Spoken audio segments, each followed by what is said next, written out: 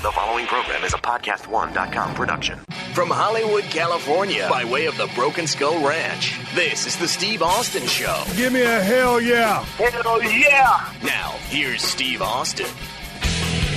All right, sitting here with Mick Foley here at 316 Gimmick Street. That's why I call it a studio here, Mick.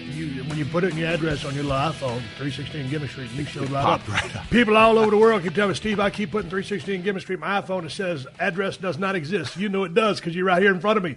Welcome to the crib. It's good to see your ass. It's good to be here, man. I feel honored, under a lot of pressure, though. We ain't under no pressure because I was thinking, how do you start off conversation with my old travel partner and a good friend and a guy who's been down the road as many miles as you and I have? And then you drove up. I said, hey, park in front of the driveway because parking's tight. And as soon as you drove up, I said, that's where we're starting. You rent a car. Let's do it, man. Everybody knows you're one of the cheapest cats in the history of the business. And I say that with all due respect. With reverence, yeah, I appreciate because, that. Because, I'm number two right behind you.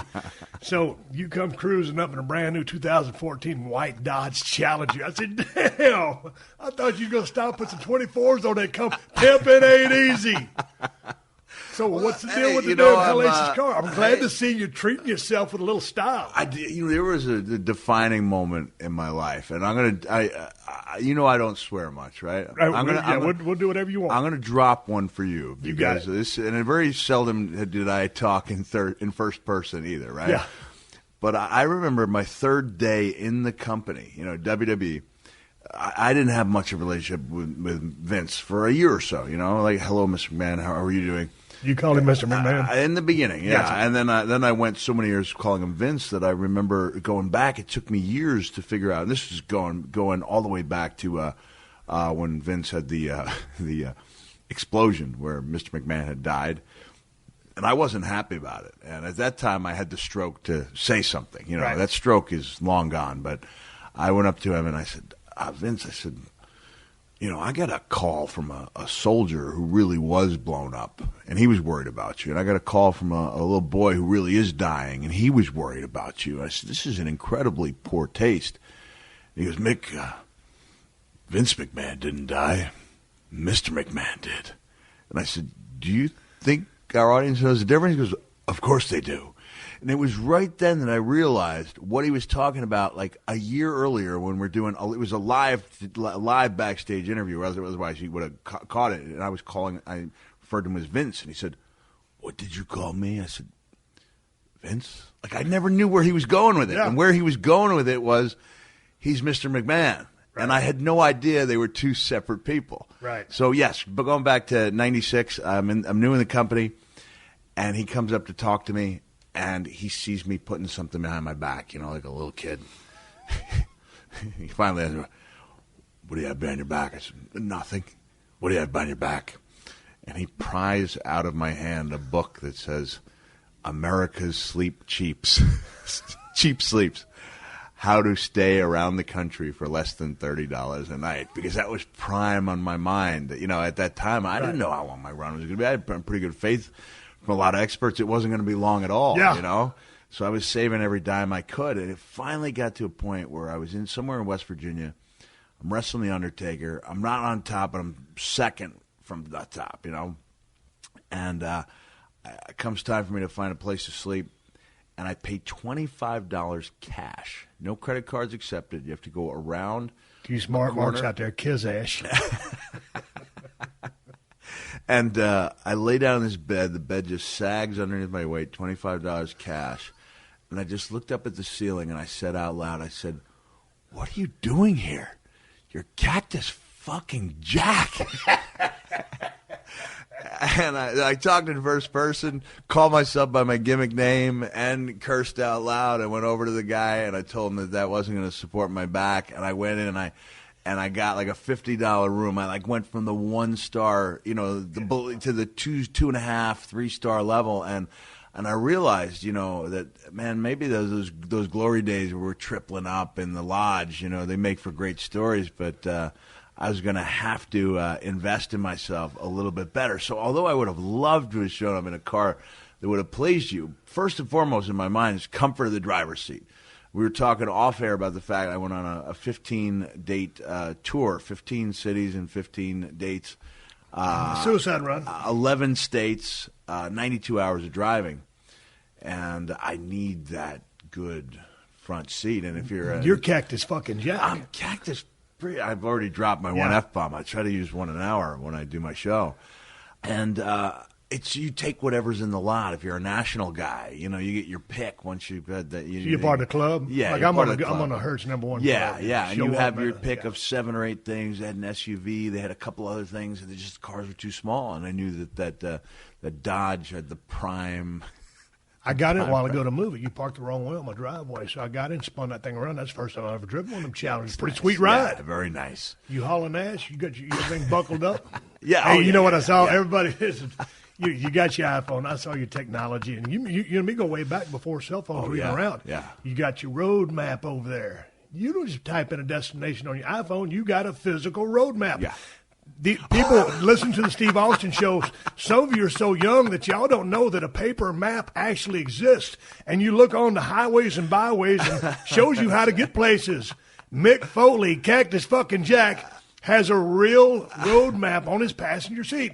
You don't see them anymore. You don't see them. And honestly, I don't usually travel with one, but there are times, you have to verify. You go type in your GPS, you get the thing, and then check it just to make sure it's okay. Yeah. Because I've been out there, and I'm sure you have too, where the GPS takes on a mind of its own, and you end up going a long way. Me and my brother-in-law was in a car the other day. Was going to Chico, California from Sparks, Nevada. It says hang a right on Ellis Road. It's a dirt road. Yeah. We went a quarter mile down that thing and said, hey, do a U-turn. I ain't trusting this lady in the iPhone. We took the long way around, and sure enough, about 6, 7, 8 miles later, on the right-hand side of the road was Ellis Road. It was a shortcut, and we didn't take it, so it proved us. It kind of blew up on our face on that one, but I'm all over the state. I'm all over the state of California, so I at least need to know where I'm going. I like to see where it is, and then I'll. Let's talk about the state of California, because you're here right now. You're at my house right now, and you fix to go do a show in Pasadena. But as the show drops, you're going to be in Brea, California, the 14th. You're going to be in Ventura, California, on the 15th. And the 16th, a double shot.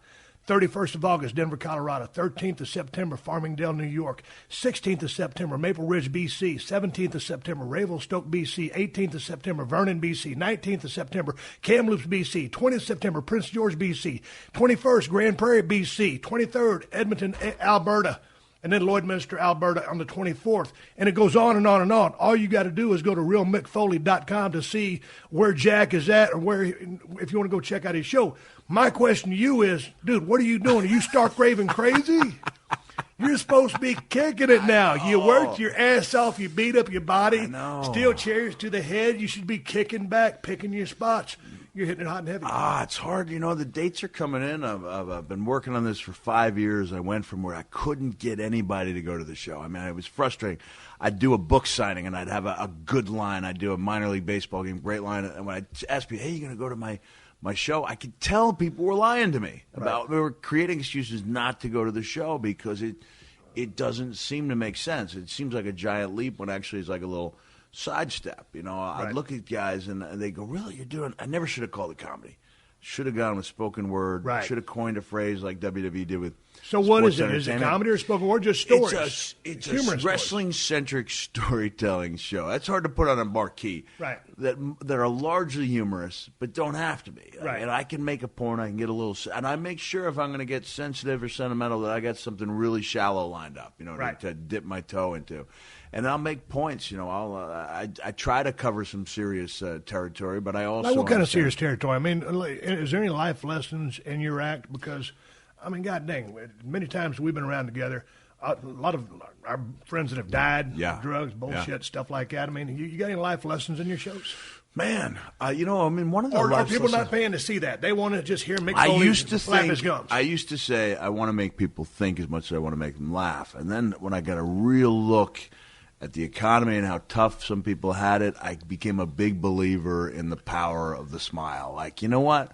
They can get the heaviness somewhere else. I mean, it's like with my books, people picked up little lessons about life. I'm not going to force a lesson on people. If the one lesson I try to pass on is that you don't let the situation define for you what being a success is. Like I always, WrestleMania moments become part of it's part of the lexicon. So I refer to things as this is my WrestleMania moment. I had a thing where I was doing a little Santa Claus appearance because I have a weakness as for Santa, and I was doing it for a friend of mine who has a side project with Nora Jones, and I come in, I show up late, I almost left, I was cursing out loud. The GPS tell me I'm on the Brooklyn Queens Expressway, and I could see the BQE over me. I was on the verge of leaving, and I looked in the mirror and I said, if you don't go back in there, and I got my beard bleached white, and my skin's all burned underneath. You don't go back in there, do the best jobs you can. You don't deserve to wear this. And so similar lessons to what you're doing in wrestling. And then when I walked in, it was like entering the land of Oz, And I walk up there, I say my little piece. Nora Jones goes to sing Silent Night, and I'm looking at a microphone, and Nora Jones about 8 feet away from me, and I thought to myself, if you don't walk up there and start singing Silent Night with Nora Jones as Santa Claus, you regret it for the rest of your life. Cactus freaking Jack. And that was like, I'm looking at it, about 400 people there, and it's like, this is a WrestleMania moment. Like, this is it feels as good as anything ever did inside that ring. And that's really the only lesson I have is that, you can take a guy who used to perform in front of tens of thousands and put him in some case in front of tens of tens. Yeah. He's usually in the hundreds, know. I mean, I need double digits to have a good time. You can't have a single digit crowd. But I'm enjoying it, and I go back. I have to go back to 2000 when I was the commissioner to think of a time when I had this much fun. Right. And from just a financial perspective, I mean, one of the problems you were probably like me. It's a wonder that JR and I have stayed friends all these years because I was not shy about making that 203 phone call when I thought the paycheck was a little light. You got to. And this is a life lesson to any of the boys out there listening to this podcast. Hey, man, you got to rattle the cage sometimes in regards to payoffs. And another quick segue, I always tell guys, these youngsters coming up, always ask the house, know your spot on the card, who you work with, and time is... when it comes to Buck 4 promotion, you will have some concrete evidence, and you will have learned the system. Continue your story. I know. I know we're going to go off on a lot of segues here, but I know people want to hear us talk wrestling. And you had Zach on a few weeks ago, and I felt like I had to write something about the Zack Ryder case, and I was going to call it the tragedy of Zack Ryder, and then I watched the evening news and saw real tragedies, and ended up calling it the sad case or sad story of Zack Ryder. The saddest part about that whole situation is when I asked him what happened, he said, I don't know. I said, you never asked? And he shook his head and he said, no. And it's like, it's almost expected. You need to, that's one of the big tests, above and beyond what you can do in the ring. You need to make that knock on that door and state your case. And in his situation, he had a rock solid case. He could point to merchandise. Yeah, he got himself over on YouTube. I mean, great little show. Yeah, Long Island, IZ, yeah, and people respond and say maybe he didn't have legs, he'd have to tweak the. Yeah, he would have to, but you need to give something a shot. Case. Yeah, I mean, hell, the kid got himself over. And so that is a lesson for everybody. There is that when you first come in, of course you're humble and you expect you're happy to be there. But the business doesn't do well with guys who are just happy to be there. You got to paint a target on another guy up's back and go after that guy. I mean, you're out there to take everybody's spot. I mean, you don't really – this is me looking back and reflecting. Yeah. But, I mean, as you were, I mean, God dang, we went down the road together. We were hungry as hell. Literally, we were starving. But we was always trying to make it one notch up on the card. I mean, you know, when you grew up as a fan of the business – and Jack lives on Long Island. Before we roll sound, I said, you live in Long Island. It's on an island. Dude, you just want to be a pro wrestler, right? Yeah. But, I mean, it's always your dream to be the main event. You know what, Steve, I'm in a little different categories. I've been told for so many years. Yeah, I didn't accept that was my end. Dude, did they program you? They beat you down so much? No. You had so many naysayers. You overcame a lot. But I never saw myself as being a champion. Like, I honestly, when you say, was my program a success? Like, in our case, we wrestled. You were going on to you were going on to the next big thing. When I had The Rock, it was because he was about to wrestle you. Like I knew my role and I accepted it. I mean, to this day, when people say like, does it bother you don't get enough credit? That you're not up there with.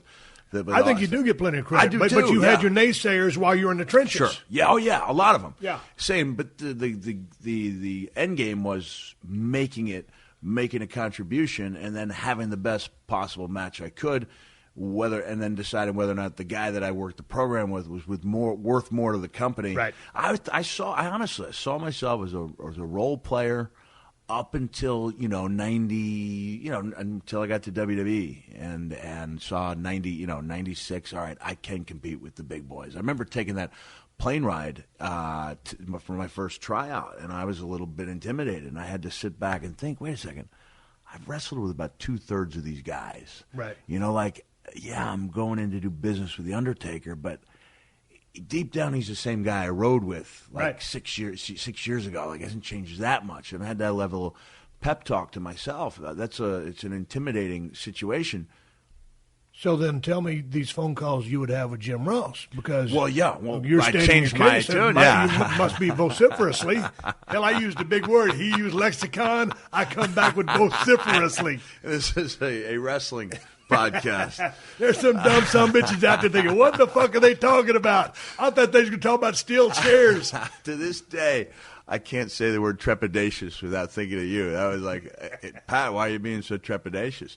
Even used it in my Hall of Fame speech. Trepidatious is good New York Times #1 best-selling author word for hesitant. Well, I got trepidatious from a Randy Macho Man Savage promo. He goes, trepidation is the word of the day, and went on to discuss his match with whoever it was at the time. Tell me about these phone calls with Jim Ross. How heated would they get? Because I talk to Jim all the time. Yeah. And he says he talks to you pretty frequently. And yeah. He loves you to death. So obviously you guys are still great friends. Yeah, it's a wonder. Because how hot and heavy did you stand your case? Fairly hot, fairly heavy, but not too frequently. Right. So they always made something. They always made a difference. They always meant something when I called. Yeah, you're not pissing and moaning every paycheck. Yeah. You got to pick your spots. But it was somewhere around 98, I think, when I realized that I was a player before the world got the message, on that Monday night show where all the people turned the channel. And, I did state my case, and, Vince respected that. JR would go to Vince, and they would usually bill something a little extra, and in a couple cases, Right. A lot of extra money, and and I think that was as big a battle as anything you'd be part of in the ring, was just fighting for what you thought you were worth. And speaking of what you're worth, when I came into the WWF as a ringmaster, I'd been down in WCW, and I'll talk about WCW money. When I left there, I was making about $275. My first year in the WWF, I made about $100,000 less than that. Then I started getting hot that next year. Yeah. And real hot, and it was coming on pretty fast. And this was back in the day when they would bring your W-2 or your 1099, whatever your tax return form is, at the building and hand it to you. And it was at a TV taping. It was a Monday Night Raw. I remember like it was yesterday. And many things I forgot from all the steel chairs. I remember this. I got my 1099 or whatever you call it, and I looked at it, and it said X amount of dollars. Man, I thought I'd really smoked everybody's ass at that point and come up the curve. And my pay didn't reflect that. And I was walking around in a pretty bad mood, and JR comes up to me and goes, what's going on? I said, hey, man, I just got my gimmick. And I said, I don't believe this is what I made. I should have made this. Well, let me talk to the old man. He went and talked to the old man. The old man made up the difference. And that was my big boost on the way to starting to make the coin that would come back in the day. But I voiced, and stated my case and was pretty firm on it because I thought I'd had a killer year. Yeah. And so, but that was my first case of really having to start bucking for a promotion. But if you don't buck, Nick, to you youngsters out there, you got to buck because you got to learn. Let me open up a can of figurative whoop ass here. Go ahead. Have you seen Drew McIntyre since he left WWE? Wasn't he just on TV a while ago? In Scotland. Oh, he's in Scotland. No, I haven't. Nice kid, right? Nice young man. I met him one time. Seemed to be about where he should have been on the card. He reached out to me via social media. What do you think I should do? And I said, watch WWE Countdown, and watch what Paul Heyman says about Stone Cold Steve Austin when he left WCW. How Paul's secret was he took that anger that you had and the frustration and let you channel it into something productive. I said, watch that and learn from it. And a couple weeks later, I get this thing. He says, Drew says, would you be willing to watch something? I said, sure, I'll give it a view tomorrow. And when I say that, who knows? Might be weeks before. I said, you know what? I owe it to this kid to watch this thing now. And it was like watching a different human being. Like if anyone had said, do you think Drew Galloway, real name, has that inside of him? I would have said, no, he's a mid-card guy. I love him on 3MB, not a main event guy, never will be. And in 10 minutes, he changed my mind. And I'm not knocking WWE because they were working with what they thought they had. But I think he's somebody in the same way that when I left WCW in both 90 and 94 and wanted to come back as a different guy to be taken more seriously, he's somebody I think the company needs to have an eye on, because I was like, wait a second, I forgot this guy's 6'7". He's 270 pounds. He's ripped. You forget he's a good-looking kid. Right. And I'd never seen a dose, like a thimbleful of aggression in him. And it was like all there in Scotland. I mean, feeding off the crowd, announcers calling it like a match. It was really exciting. And it just did that idea that if if you're not happy with your lot in life, you do something about it. And I think I just wanted to make it a point on your show, because I know your show carries some weight. This is like I wanted to write a post about it, but if you go over a couple of hundred words on a post, people lose interest. And so if you're out there, people check that out. You'd be shocked at how good that kid can be. He's 29 years old. He comes back in a year or two as a man instead of a kid, and doesn't let people remember him the way he was. You've probably you've seen good wrestlers come into WWE. They just seemed almost physically shriveled. The ring's a little bigger. Everybody's 6'6", 270, and unless you got in your head that you absolutely positively belong there, you just you shrivel up psychologically. I'm talking to the legend Mick Foley. We're talking about all kinds of bullshit here today on the show. We'll take a pause for the calls and a word from my sponsors. Coming right back with the one and only Mick Foley. This is the Steve Austin Show.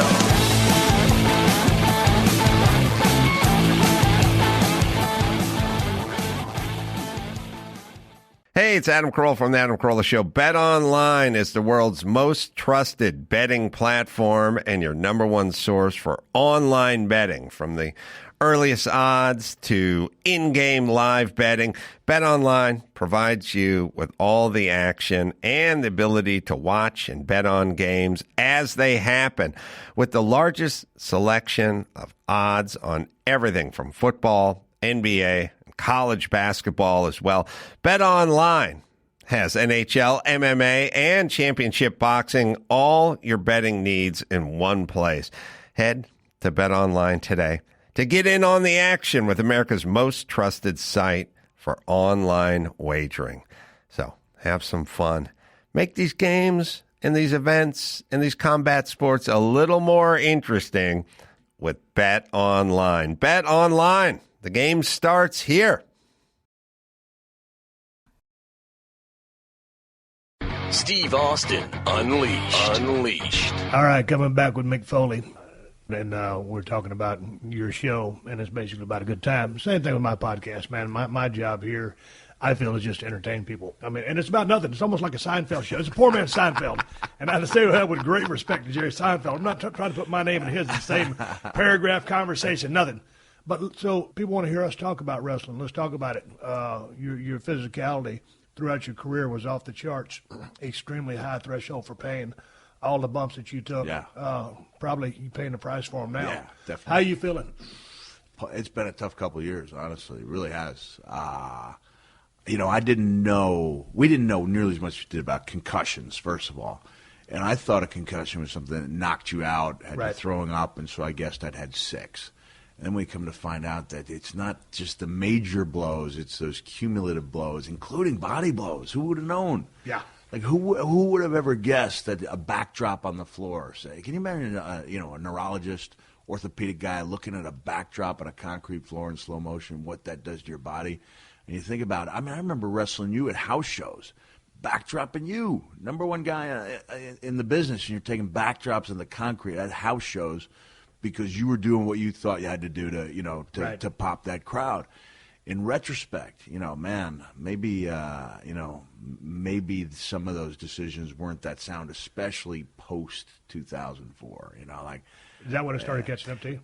Well, at 99, I remember Hunter actually saying to me, like, people say, hey, Mick Foley must be, like, falling apart. And Hunter was like, no, he's actually moving around pretty good. That was, like, 98. Yeah. Within about a year. I mean, I was like a different human being. Everything hurt. Like, it caught up. Mother Nature and Father Time kicked my ass in a hurry. Mother Nature and Father Time. Brother. But you didn't have any major surgeries yet. Did you have anything replaced or fixed? You know what? Here's part of the problem. I went to a top. Well, the neurologist gave me two of them, Ixnay. You know, it's kind of this is something I'm proud of. I want it on my epitaph.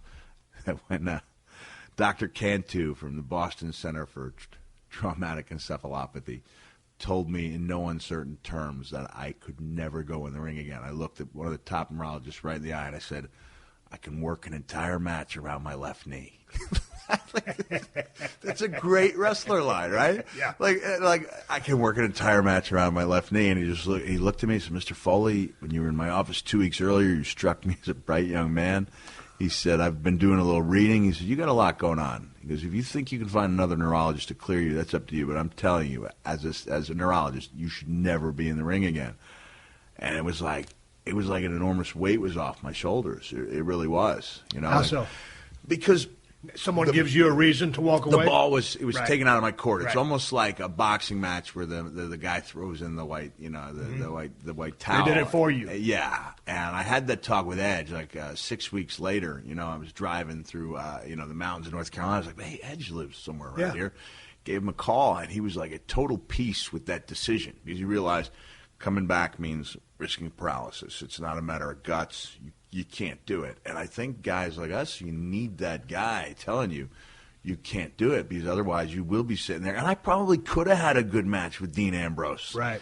10 minutes, with all the bells and whistles. I mean, I was even going to call Undertaker and say, can I please, for one match, can I come up through the ring? Right. I had everything lined up, and I thought we had a heck of a match.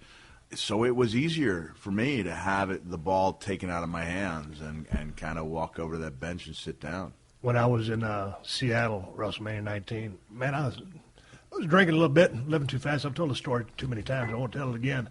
And I went to the hospital that night, ambulance. Heart was going crazy, drinking too many speed stacks and all that other bullshit. And they put 4 liters of fluid in me. I was dehydrated. Didn't really give me the clearance to wrestle the next day. Yeah. But I was going to because it was WrestleMania 19, and I knew I had to hang them up. And so I had to, go to work because that's what we do. Yeah. So I went to work. Man, I remember showing up down there, and, man, Jason, the guy who works at WWF, had the place lit up. It was a beautiful building, there in that arena there. KD and all the gang was there. JR rode with me. I was in a real, someone even looked at me wrong or talked to me. I damn near want to start crying because it's my last match. Yeah, We didn't get a chance to tell everybody because I needed to ride off in the sunset because my guy said, hey, dude, you need to get out of Dodge and you need to do it now. So, went and did it. But I remember Rock hit me with 3 rock bottoms. On that last one, I laid there at 1, 2, 3. And, man, the feeling, it was just like what you said. A weight was lifted off my back because I didn't have to go out there and put anything on the line anymore. And don't get me wrong, I would have kept doing it, but someone took the ball out of my hand. So I felt that relief. Yeah. And it was Steve, it's okay to go now.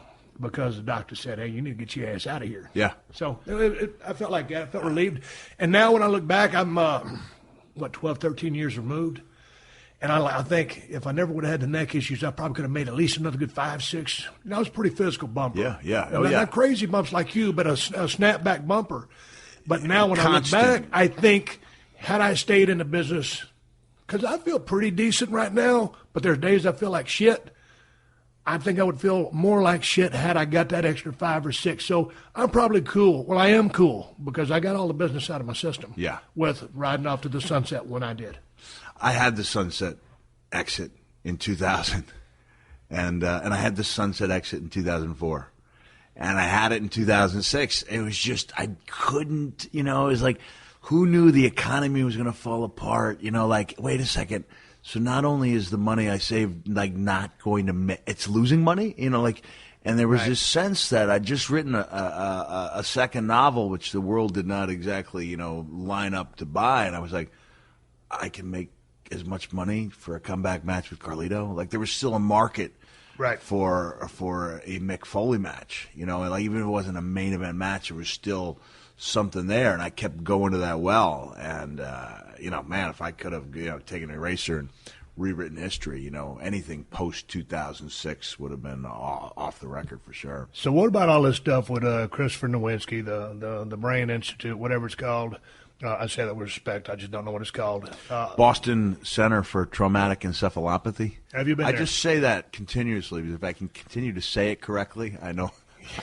You still got it. A couple times, and I want to do next year's show. I want to deal with some of the head trauma. And I've dabbled in it a little bit where I've said, as long as I continue to say the words Boston Center for Traumatic Encephalopathy, I know I'm okay. And a couple minutes later, I'll come back to the Boston Center for Traumatic Encephalopathy, and I'll start coming up with different ways to screw up the name. Right. And it's an uncomfortable laughter because not everybody understands that I'm messing it up on purpose. And it's kind of like a clever thing where you're getting the laughs from a few people, but it's like, I don't know if I'm supposed to be laughing at this guy's expense. Right. And that's one of the things I'm looking for is like, if I do want to make a serious statement in my show, how do I do it? And I've talked to Brendan Burns, who's a brilliant comic from Australia and knows the wrestling business, has a real good feel for the wrestling business. If it wasn't for the fact that Vince would personally hate him and have him thrown out by the end of the first day, he'd been an outstanding asset to the writing team. And I asked him about that, and he's like, mate, you're going to get that series, you got to have a killer Final 15. And I don't have a way to go from there, but it's like you drive down the road. It reminds me so much of like coming up with a match for a pay-per-view, like you get your sections, you got your moves. Especially for me, I had a limited set of moves, and I had to keep thinking of different ways to combine them, throw them in, different ways of making the matches exciting. And when it clicks, the same way that the match would come together and click, and you'd have that vision in your head. It's the same feeling of fulfillment. I'm not there yet. I don't know how to do next year's show yet. I'm having fun. So how's the gray matter inside your cranium? You good? You fucked up? Well, it's going to be a waiting game. I mean, I'm donating. I have little memory lapses here and there now. Sometimes I can't. I always joke to my damn wife. I say, hell, man, sometimes, Kristen, the faster I cross the room, the sooner I forget why I crossed it. I'll have a fleeting moment like that, but I can't say that that's because I got hit with a bunch of steel chairs because I was a hands-up guy. Probably had, 2 to 3 concussions due to activity in the ring, just to a bump gone wrong. Yeah. So I can't chalk it myself up. And I got lit up playing football now here or there a few times. When they asked me how many times you've seen stars, that's another. I was like, what? What do you mean? Like, hundreds? Like you're telling me? And Brother, you don't see stars, you see constellations. I used to wrestle Undertaker, and then I'd charge him in that corner. He'd bring up the boot, and I'd have the chair in my hands. Yeah. And the percentage of people who would have known the difference between real contact and some space would be so minimal. But to me, if I didn't feel those stars, I wasn't doing it right. Right. Going back in time, I would have had that hand. What would it have hurt? Right. To put not only the hand up between my chair and and that boot, but to put that chair up when those chairs were traveling at high speed. Mick, you went to wrestling school, and at the core, your beginning was with Dominic DeNucci, correct? Right. Now, in the School of Professional Wrestling, 2 questions. How long was the wrestling school, and did you learn how to take a chair shot? I'll answer no. 2 questions. All right, yeah. I'll answer the second one first. Okay. No. There was never like a chair shot class. Okay, we'll skip the rest of the wrestling. Talk about a chair shot, because all of a sudden there I was in Dallas, Texas, soon to go down to Tennessee, and I'm forced to use a steel chair because as an angle ensues or progresses, you get in your first angle, inevitably a chair will come into your hands or onto your head. Yeah. You've either got to take it or receive it. You have been trained to do either one. No. Neither one. No. So what was your experience with the steel chair? In Dallas, they had that one clunky steel chair. Like, no one even thought, hey, why don't we go to a department store and buy steel chairs? Even when I remember wrestling staying at Beach Blast, and part of the reason we did well is because I went and searched the arena and found a steel chair.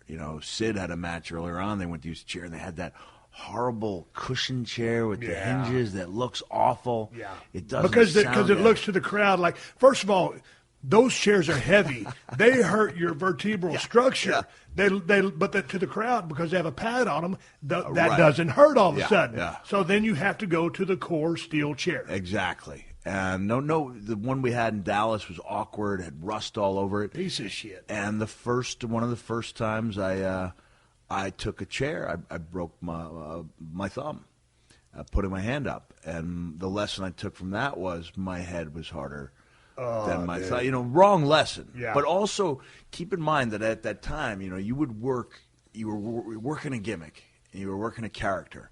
And I had an act, and when I say he was on me, I meant in a good way. He would come to me and, Jack, you work so hard. Yeah, he goes, but you're so nice to the fans. Like that was my weakness when you're in a territory every week, every Friday, Saturday. Yeah. People get that feel. It's part of what I talk about during my current show. And I love talking about it. I love the current show. I try to figure out ways every night to make it better, but I talk about that almost like collective realization, after a certain point, where you'd see all the wild moves, and I had the eyes, which always put a question mark in people's minds, but it would be like about that 6-month mark. If you'd watched for 6 months steadily, and then I'd come down with that elbow, I'd look up at that camera, it was almost like you could feel people going, oh, he's a nice guy. Like they would. Oh, you got that? I thought you was crazy. What? And as a compliment. And I was helped in WWE, the mask, right, which I only recently came to find out through Bruce Pritchard was really just Vince's way of hiring me while covering up my face. Really? It was not meant as a deep psychological ploy. It was just JR waging a steady campaign on my behalf, and finally Vince slamming his hand down at a meeting going, all right, damn it, I'll bring him in. But I'm covering up his face. Like, this is a quote. Is that a shoot? That would have stung a little bit had I known that. Dude, when you cut off that beard and all the bullshit, you're a good-looking dude. Yeah. I mean, you're a former travel partner, great friend. Here I am, straight as now. You're a good-looking dude. I was not a bad-looking guy, and I had to do a lot with smoke and mirrors, but that goes back to creating that image. In the Sportatorium, you would go up, you'd have Bill Koval, and Big Mike, Cowboy Bill, walking you up that really protective rope that would keep you from the fans. It was like that rope. It was big around as this cord that goes to my Mac laptop computer, and that rope, the barrier said to the people, "Do not cross. You stay here, wrestlers over there." It was the most horseshit, unsafe environment in the history of the wrestling business, but it was great. It worked for the Sportatorium. It worked for the Sportatorium. You look back at all the missed opportunities. Nobody taking a guardrail. You couldn't shoot somebody into the rope. A little white clothesline. Take me into the guard rope. But I would walk up after Bill would lead me in. There'd be like that 20-foot walk from the aisle to the dressing room. And to the day it was torn down, there was a section that was almost completely dented because when I would come back from my matches, you'd have 10 or 12 people looking at you. I would slam my head 5-6 times in there because the idea was those 10 people would tell 10 other people. And he really is crazy. Yeah. And sometimes, I mean, I knew where the beams were. At least I thought I would. I'd avoid the beams. Yeah. Usually I missed them. Right. Sometimes I wouldn't. Right. Looking back now in 97 when my back really seized up on me and I was really struggling but needed to give people what I thought they deserved as far as a physical match was concerned. Right. Like I was, okay, I can't take the bumps that I'm known for. How do I create the illusion, of wildness? And this was in WWF. This is correct? WWF. Yeah. I'm working but with, let's go back to World Class Championship Wrestling because you broke into the business in what year? I broke in 85. 85. By the time you got down to World Class, I mean, well, you might have been there before, but I remember paying ticket to see you wrestle. Thank you. There I was, and then I was in Chris Adams' school. Yes. And you saw me when First you was day. out there in the crow's nest. This is another statement of where my head was at the time. I'd been gone from home for 7 or 8 months. I could have easily said, "Can I have 1 week off to go back home and see my family?" Really would not have been an issue. But in my head, there needed to be a reason why I wasn't at that TV. In retrospect, how many people would have cared? How many flags would have been raised? They said, "Why isn't Cactus Jack at TV?" I thought I needed a reason, and the reason was I'm going to be stretchered out. Right. And for the $25 Friday, Saturday morning payoff, I took the Nestea plunge. off that ring apron, and you could actually see on That's the what thing, I'm getting yeah, at. That spitting nasty up, plunge. yeah, spitting up, coughing up gobs of blood, and then Akbar cuts the great promo, where he goes, Mark Lorenz says, look at Cactus Jack, never mind that. Look at this expensive shirt. And Ak told me later, that's what he always did, was plant that seed, right. like that he deep down didn't care about his guys. But instead of going home, I got carried out. I wasn't going to let anybody see me walk out of that arena. I was going to wait until so many hours had elapsed that there would be nobody to see me leave. When I got powerbombed in the concrete by Vader in WCW, I left my car in the parking lot for 6 weeks because that was the type of thing that made a difference. And they didn't tell the summits off? At that, no, that was That's back in the old days. You'd have been gone in 30 days, 72 hours these days. Hey, man, when you used to drop that elbow or the well, let me just make but the point was that's why I was in the crow's nest, because I didn't want anybody to see me leaving the sportatorium, and I just happened to be there on the day that class began. And you know the way a wrestling group school is. I mean, it's like, you can kind of cast off just about almost all the guys almost immediately, and sometimes you're going to make a mistake, as people did with me. But it was like, oh, all right, that one kid's got that it thing going on. And obviously, it turned out to be you. Yeah, shit, I got lucky. But I remember I want to go back to you dropping that elbow off, because, you always dropped it off on that one side, it seemed. Yeah. Because Crow's Nest was here. You don't drop it right there. I'm sitting there drawing on my table here. And Mick's saying, yeah, so it's true. You just can't see it. It's audio, not video. I got to learn that. I'm going to get some cameras in here one of these days. Dude, what made you decide to take that leap of faith onto concrete way back in the day? And was it because that was who Cactus Jack was? Was he out of control, crazy, willing to inflict damage on a person however he could? Or were you looking at its core when you started doing that to be noticed by somebody to get a push? Robert Fuller was one of the first guys that had faith in me. I think you had about as good a time in Memphis as I did. I learned a lot. I learned a lot too. Yeah.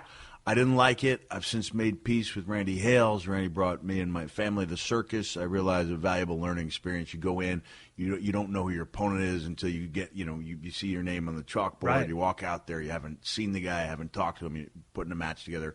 You're learning as you go. I learned a lot, but I wasn't treated particularly well there. And Robert was the guy who had faith in me. And Robert saw me take and I'm going to drop a second F-bomb on you. It is a noteworthy line. This is unleashed. Robert saw me take that Nestea plunge at a spot show for a $25 payoff. And, man, that concrete just about knocked me out. And it opened up a nasty wound on the back of my head. And I went back in, and Robert goes, oh, damn, Jack. It looks like a pussy sitting on your head. I don't know whether to stitch it or fuck it. I don't do Robert Fuller justice. I've never asked anybody for an instant replay in all my life. Repeat that punchline again. Mother, that is tremendous. In slow motion. That looks like a big old pussy on your head. Damn, Jack. I don't know whether to stitch it or fuck it. That's the most ridiculous thing I've ever heard in my life. But on the way home, he told me, listen, son, that's a mighty impressive bump. I'll stop trying to do Robert's voice. No, it's a mighty impressive yeah. Bump. He said, but you gotta take care of yourself. You have to do these things when they're meaningful. A couple weeks later, we're driving, and Robert's a lead heel in Memphis, and Robert had a great mind, and it just wasn't clicking that day. He's like, I don't know what to do. Man, he didn't want to blow off the angle in the first week. He was looking for a way to do a return match. And I said, Rob, I have an idea. And what was the program? This is Jeff Jarrett had just gotten Robert's loaded boot. Okay. So he had the loaded boot, and we knew there was going to be trouble. And to any of my Steve Austin show listeners out there that don't know what a loaded boot is, Mick, what is it? Because people are there, what the fuck's a loaded boot? He actually had some kind of apparatus sewn into the sole of the boot, and he would kick, it, and it would jingle, and then he would use it, and there'd be bloodshed. For example, like when Cornette had the tennis racket, sometimes they would load that thing up, and they'd put a horseshoe in the zippered covers. That's loading. And that's putting a foreign object or a piece of steel, allegedly, or sometimes for a shoot, in an object. So Robert Fuller, loaded boot, loaded the boot. Jeff Jarrett had gotten a hold of the loaded boot, We knew there was going to be trouble. But in Memphis, you have to come back 4 or 5 times. You're there every week. You have to think of a way to come back next Monday. And Robert was looking for a way to the next Monday without blowing off the program in the first week. And I was riding with Robert. If it had been anybody else in the territory, and I said, I've got an idea, I probably would have been just ignored or shunned. Right. And he goes, well, damn, Jack, let me hear it. And I said, well, I think this might be the time for that Nestea plunge. And as it turned out, I didn't know at the time that, the wrestling fans had their annual convention and, the Observer was there. And, I ended up taking that Nestea plunge in front of, like, the hardcore, Observer fans. Right. And I guess it left a pretty lasting memory. And there was there's blood. I mean, it was a pretty wild scene, but it was the right bump for that show. And then every time, especially when I turned babyface, we were looking for ways to create that type of impact. From a selfish point of view, though, I realized, wait a second, I need to have something offensive. Like, this can't be my calling card, is that everything I do. You're sacrificing your body. Yeah. Like, how do you're beating you up, right, not him. How do I take that willingness and ability to absorb punishment and make it work for me offensively? And I wanted to be the guy. I mean, I was a Superfly fan. mean, I used to.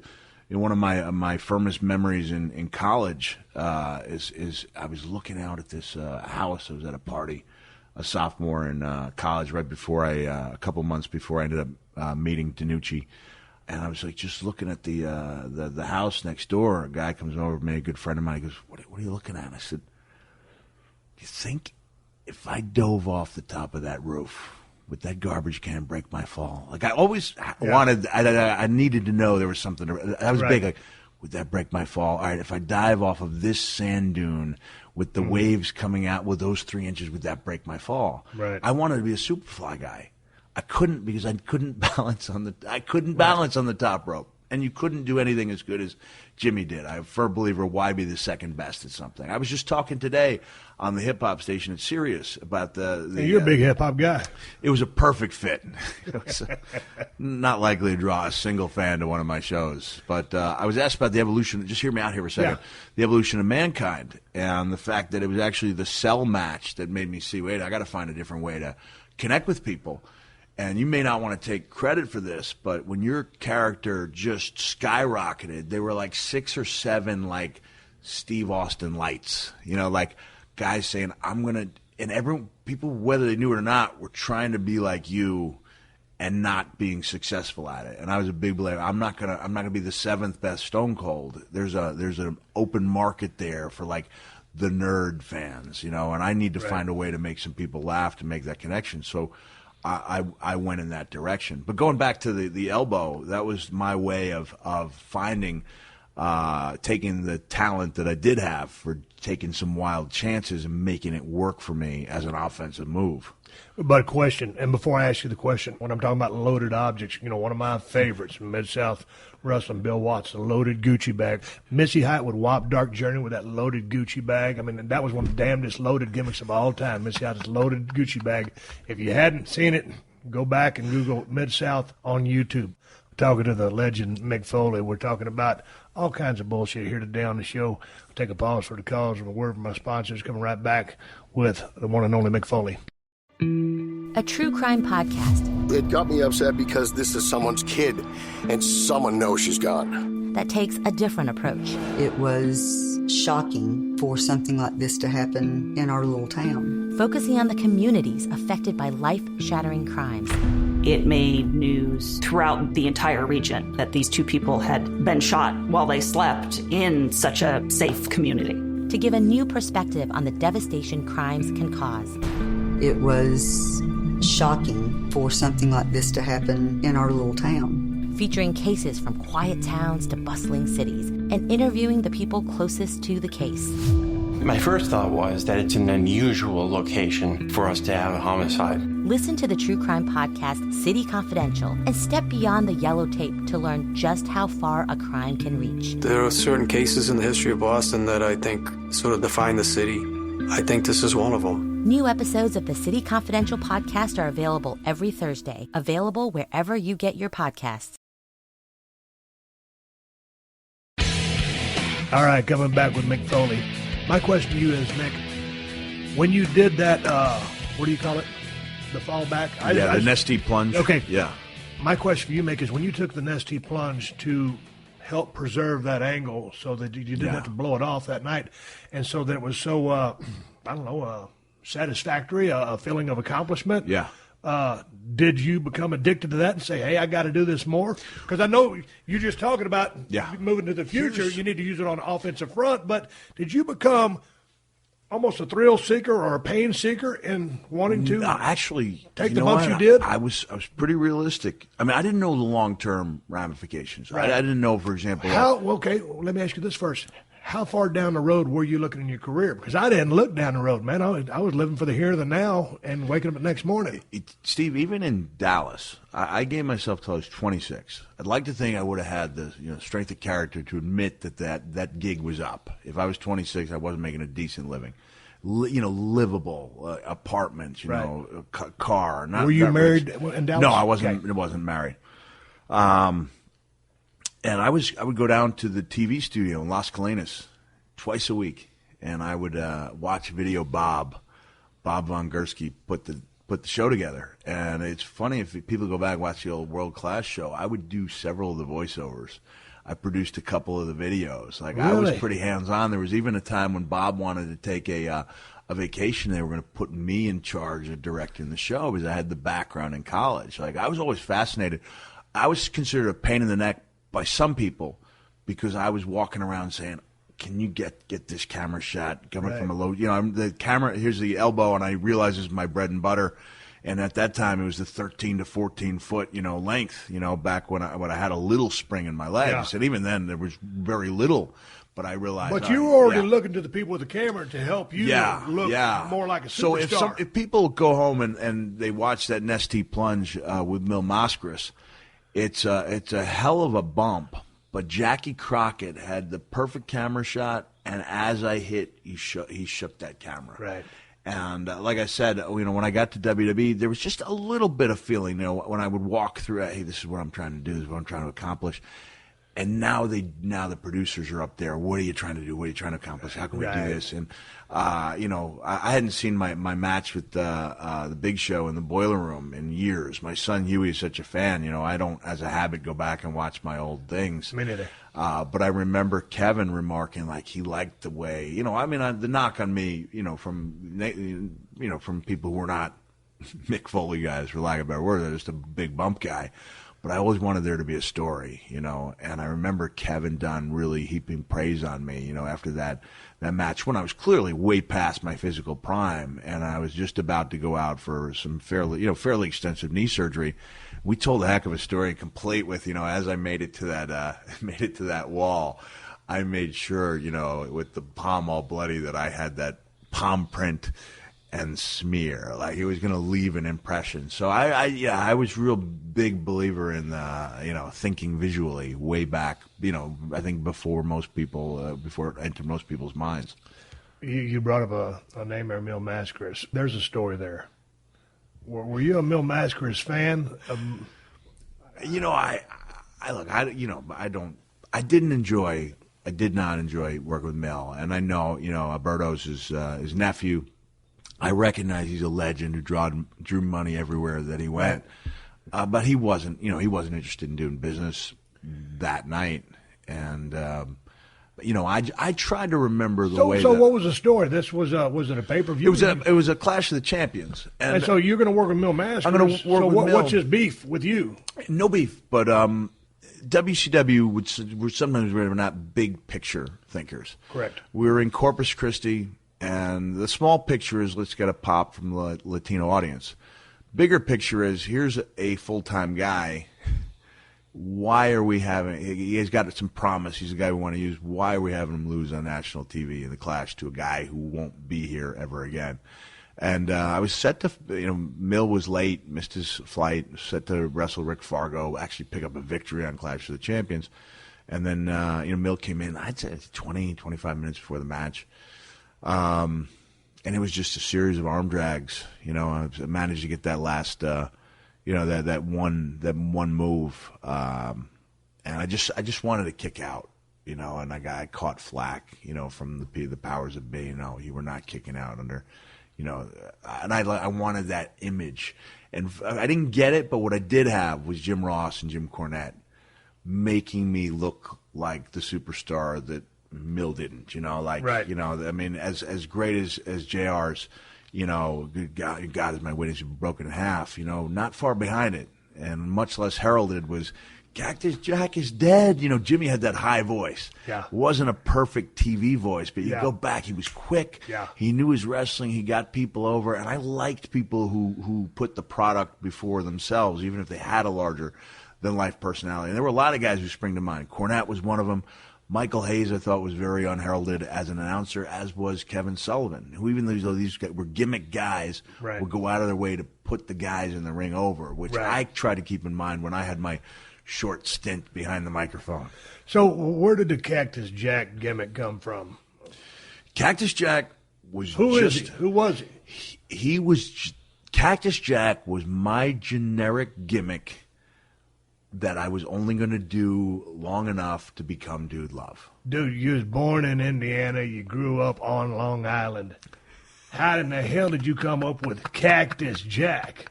Because that ain't Long Island. Listen, my dad, and I wrote about this in my book, but I love and miss my dad, and I'll take this opportunity to talk about him. My dad had a reputation in our school system as a disciplinarian. The fact that he had a kid who, sometimes did things a little differently, was a cause of some concern, because my dad was like such, the crew cut, there's no pictures in the Foley family vault of my dad with bell bottoms and pork chop sideburns. He was the crew cut guy. He was the athletic director. And in the book, I talked about how Ward Melville High School was the only high school that didn't allow any taunting or stomping when opponents were taking foul shots, because they would try to do that. And my dad would just look up at that crowd with, we had this one glance, and you'd see 800 people stand down.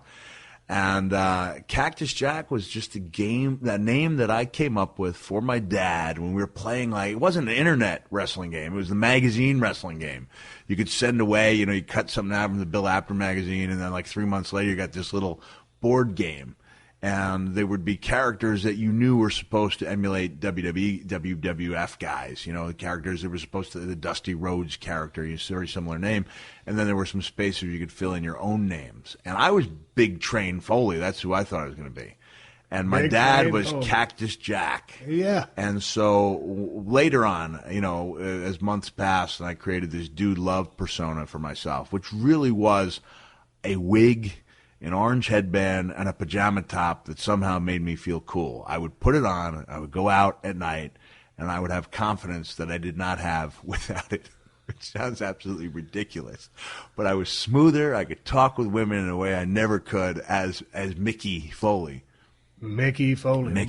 So when were you doing the Dude Love? I was doing it I did it, in a home movie that involved the first. So of the you jumps. were Dude Love some 10, 20 years before you turned into Dude Love. I was Dude Love in WWE? I was Dude Love in 85 and 86, and then the deal was, I became Cactus Jack. I was Dude Love in 83 and 84. Started wrestling in 85 with the intention of becoming Dude Love when I got good enough to earn that name. Right. And then along the way, I realized, Mother Nature is not cooperating. I'm not Dude Love. I am this guy. It's Cactus Jack on the surface seemed to be like a Western motif, and we kind of turned it into something completely original. With a very generic sounding name, created a very original concept. Where did Bang Bang come from? Bang Bang, man, I love this story. It was just some of the craziest things, just come out of thin air. It was. If I say you're going to pop, and people won't see you smile, but if I say the name Nasty Ned Brady, you'll know exactly what I'm talking about. He was I never call him job guys. He was an enhancement guy who had the greatest facial features, the greatest facial expressions, kind of like buggy whip arms. He was like me without the love handles. He was like a thinner version from a muscularity standpoint. He's like me without the added body weight.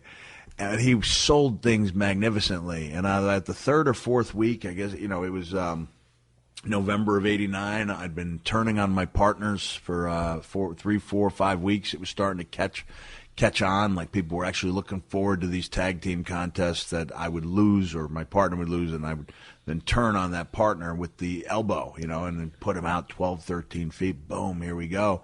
And I dropped that elbow, and it was a good one on Nasty Ned Brady. And as I lay there, as I sat up, the song Love Shack, B-52s, came into my head. And you can see it on the For All Mankind DVD. I actually say, bang, bang, bang, on the door, baby. I actually sing the lyrics. And that was the last time I sang the lyrics. But I kept bang, bang. And it was also, I believe, either that night or the next night, the last match I wrestled with front teeth. I was went home, was at a friend's bachelor party, and we got hit head on by a drunk driver, and those teeth were history, and against my better judgment, I had well-wishers come to the hospital and say, hey, this is good for wrestling. And I'd be, no, that image of the guy with the missing teeth that's long gone, and this is not good. And then when I showed up, I remember Jim Ross going, great look. and you got to take what you can. Yeah. You got to take what you can. And so I thought, this is a pretty good look. So much so, I've never really gone and replaced them. So what was your favorite part of you to be? Mick Foley, Do Love, Mankind, Cactus Jack? Did I get them all? I love, you know what, Steve? What's the difference between all of them? We collectively, and I'm talking about WWE, I'm talking about Vince, specifically in one case, Hunter, did a great job of creating the differentiation in people's minds. To some people, they say, forget about the cell match. My favorite moment is when you did the promo where you transformed from Mankind to Cactus Jack, keeping in mind that all I was doing was removing one shirt to reveal another. And the character wouldn't have been dead, but greatly reduced had Hunter just laughed and given that you're the same guy with a different shirt. Right. And he didn't go that route.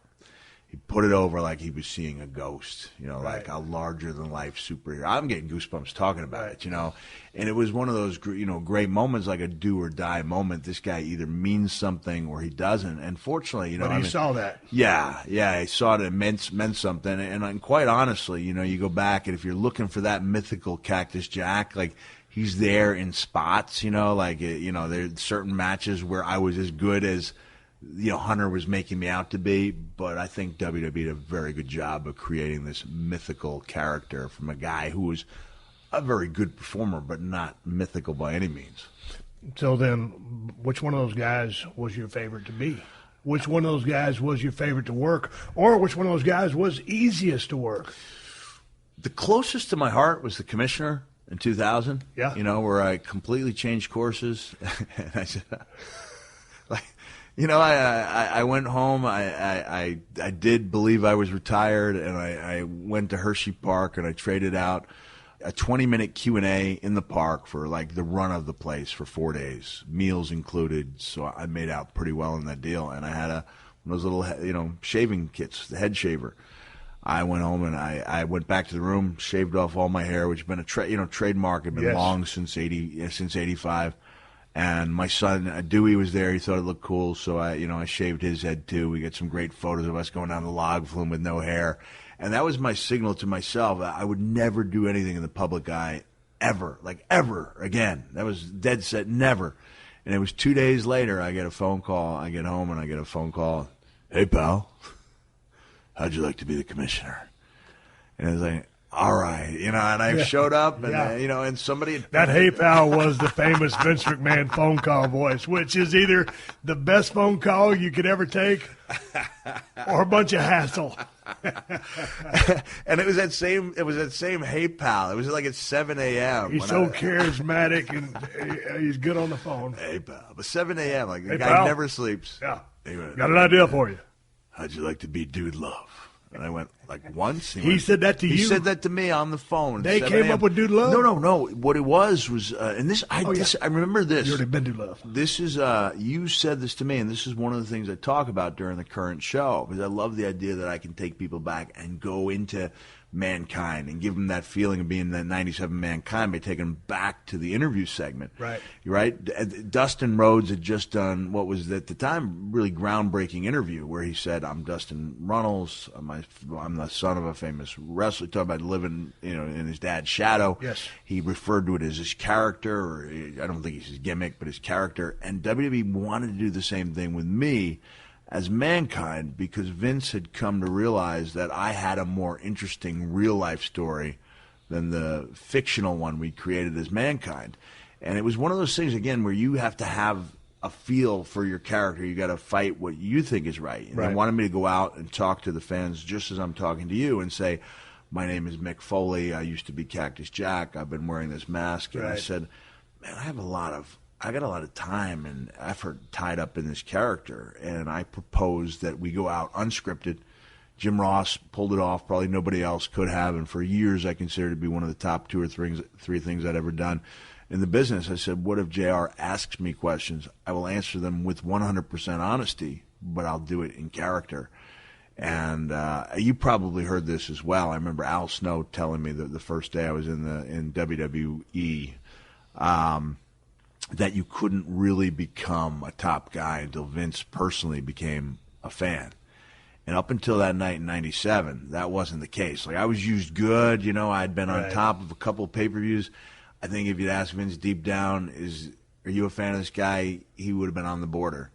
And JR and I just went in, and again, you to me, the intangibles, like that magic in the air is can't be scripted. It's gotta be an element there. And I think we lose some of that. I think with the scripting, you lose a lot of the lows. Mm-hmm. You eliminate a lot of the horrible interviews, but you also lose that element, the possibility of magic. And if they'd scripted that, it may have worked. It wouldn't have worked on a level that it did, because it was like, I remember you and I riding, and by that time you were kind of a loner by 97, So it was unusual that we'd be riding again like the old days. And I remember you saying, "What are they doing, kid? They turn you babyface?" And I said, "No, Steve, I think they just want people to get a better feel for the character." You looked at me and said, "You'll be a babyface in 3 weeks." And at the best of my knowledge, it's the only time that I can recall a turn taking place without any in-ring change, without any saving of a hero. It was just that every week they would unroll this thing. And when I told the story, I didn't even know Vince was in the room. It was all dark. And they said, "All right, we're going to change tapes." And I heard a voice in the darkness go, "This is outstanding." And I was like, that's it? Like, I'm a made man in WWE. Like, that was the most pivotal moment, I think, of my career when I became a star in WWE. Right. Yeah. God dang, that's it's going pretty well, right? I was a little nervous we weren't going to live up to the billing. We're doing pretty good. No, we are living up to it. But what I want to do, I'm going to run to the refrigerator. I'm going to grab an ice-cold beer, and I want to continue the conversation, but this will be for next Thursday. I want to talk about ECW. I want to talk about your thoughts on promos. I mean, the stuff you were cutting in ECW was just pure gold. And, man, I was there just watching it. I mean, all through your career. I mean, multi-layered, complex shit. I mean, it was crazy. And so I enjoyed watching all that and listening to it. So, but before we leave, we know you're on the road. Yeah, I'll be in Thursday night. I'm in Brea. Friday and Saturday I'm in Ventura, and then I take a little time off to go to professional Santa Claus school in Denver, and then I pay for that trip by doing a show in Denver on July, because I'm still old school that way, August 31st, and then, as you mentioned, I got like a 3-week run in British Columbia and Alberta, Canada. We're going to pick some of those up on the next show we're fixing to do on Twitter. He is real Mick Foley, because there's some fake Mick Foleys out there. He's the real one on Twitter, real Mick Foley. His website, you can catch all his dates for his one-man show, realmickfoley.com. All kinds of cool shit coming from Mick Foley. Anyway, shutting her down. Mick, appreciate it. We're coming right back for the next week's show. This has been a Podcast One production. Download new episodes of The Steve Austin Show every Tuesday at PodcastOne.com. That's PodcastOne.com.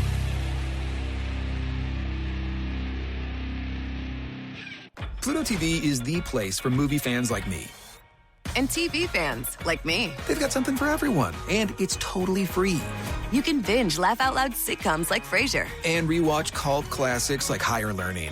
Whether you're in the mood to solve a little crime before bedtime with NCIS or Tracker. Or curl up with a surefire hit like Forrest Gump. Run, Forrest! Pluto TV has thousands of movies and shows, all for free. Pluto TV. Stream now, pay never.